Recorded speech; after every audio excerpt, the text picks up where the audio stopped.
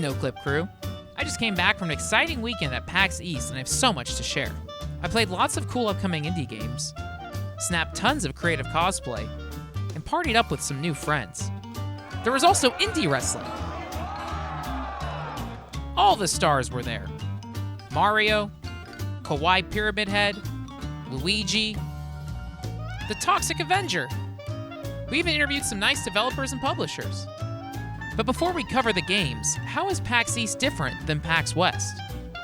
Personally, I've always felt like PAX East was more strong on the community aspect. You know, not that there isn't a great sense of community at PAX West, but I always felt like PAX West, it was more, here's the official stuff, you know. I feel like independent stuff like ours really thrives here at PAX East. So we've been doing great. This has always been, for whatever reason, one of our best shows that we do in terms of both, like, you know, turnout to, like, we do a panel. We got a 20th anniversary panel tonight. The people who come to PAX East, they're more looking for like stuff like that, you know, the independent stuff, the you know, underground stuff. I don't know, I always feel like there's a strong community here for discovering the undiscovered.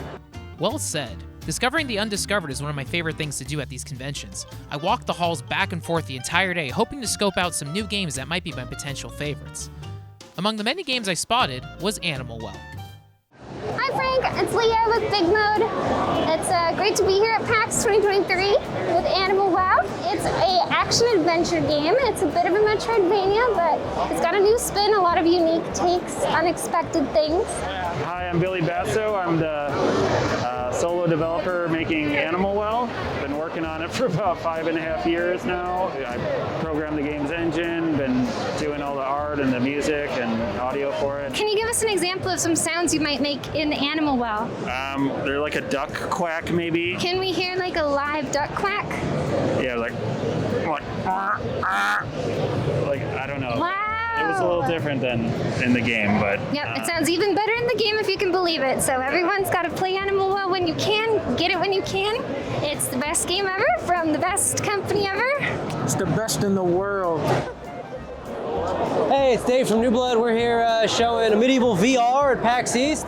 Day 3 of 4, and we're surviving okay. I mean, we've been coming to PAX for a million years. We've been coming here for like 10 years. You know, it's smaller than it was before the pandemic. I don't think it's really come back in full force yet. I don't know if it ever is gonna come back in full force, but it's always good to be at PAX. We come out here to, like, you know, meet people that play our games, have fun, hang out, see each other. You know, we're a virtual company. We all work remote, so this is one of the few times a year we actually all get to come and hang out and see each other and get real world feedback on our games. You know, Medieval VR is not out for another month, and like there's only so many of us that can test it. So when we bring it here, we can get thousands of people to come test the game and like get that last bit of feedback we need to really make sure the game's as good as it can be. So yeah, we love being at PAX.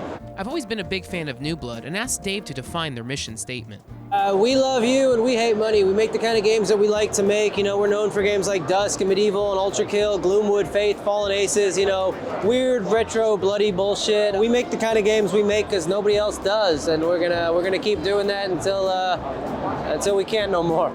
One of my favorite games of last year had a huge showing on the floor. Cult of the Lamb was there with their new Relics of the Old update. I was lucky enough to speak with some of the dev team who flew all the way from Australia. Hello, my name's Julian Wilton. I'm the creative director on Cult of the Lamb here. I do a lot of art, do a lot of programming now, I do a bit of everything. Today we're showing off Cult of the Lamb, Relics of the Old Faith, new update for the game, kind of focusing a lot on kind of enhancing the kind of combat in the game, adding more layers, along with kind of adding a bunch of end game content to keep players happy and giving the game the love it deserves.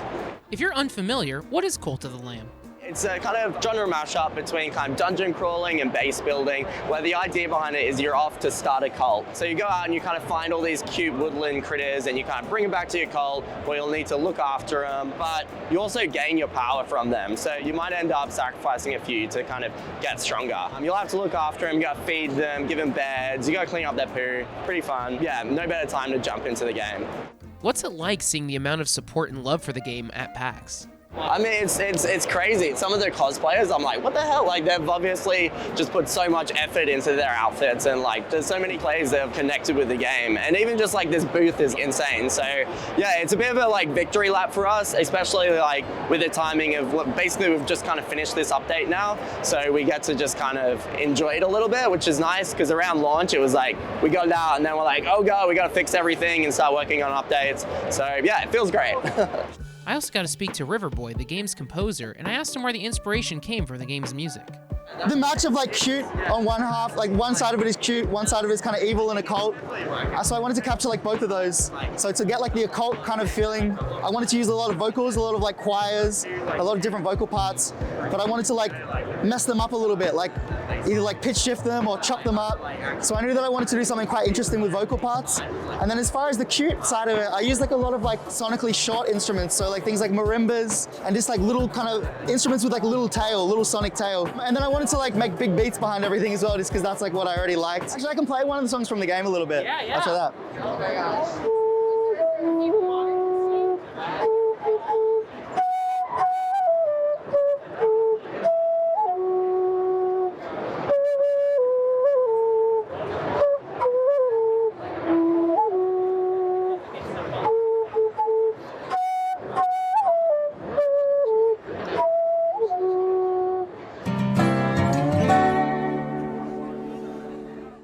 Now, for all my ham-hams, there's another game out there if you like taking care of cute animals.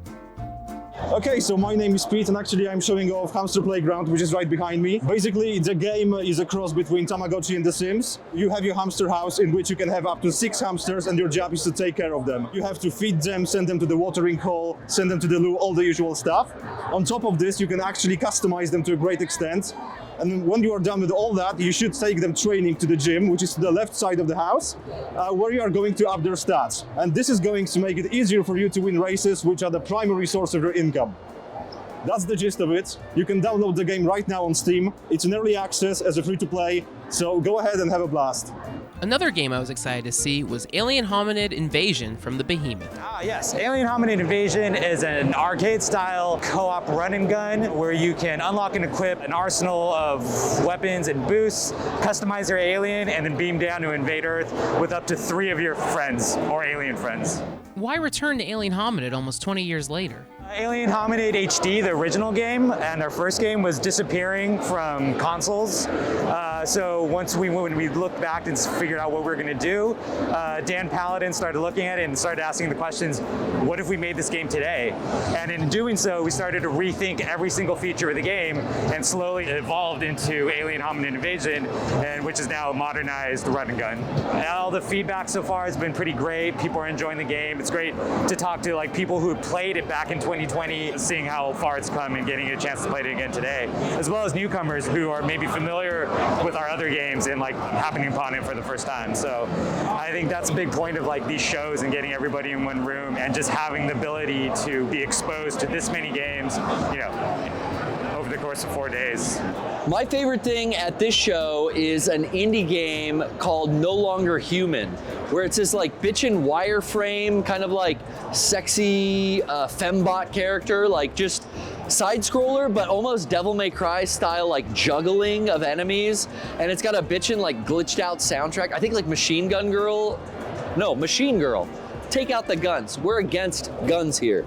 Safety first, all right?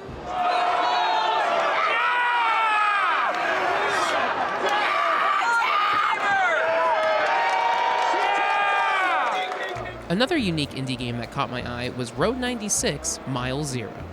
This game is a prequel to Road 96.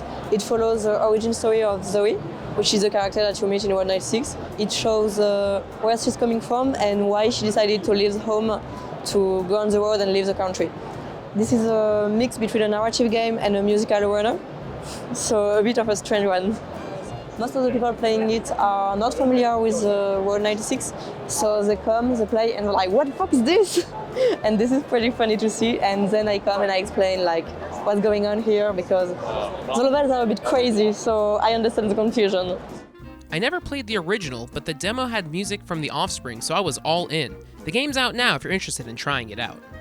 After a few days of hanging out with friends and checking the show for games, I felt like I had seen everything. PAX East was smaller than PAX West, but it was still fun to visit, and now I have even more indie games on my radar. Recreation's a cool racing game inspired by Burnout. Lost Paws is a chaotic open-world dog simulator, kind of like Goat Simulator or A Dog's Life. Toxic Crusaders is a throwback beat-em-up based on the Toxic Avenger. And I got to see some favorites from PAX West return, such as Demon School, and of course, WrestleQuest, which stole the show with incredible live wrestling 3 days of the show. Thanks again to Noclip for sending me out on patrol to check out some games. Thanks to Mega64 for letting me use their booth as a headquarters, and thanks to everyone here for watching the video. If you like any of these games, be sure to show the support by adding them to your Steam favorites and wish lists. Until next time, take care, and always respect the ref.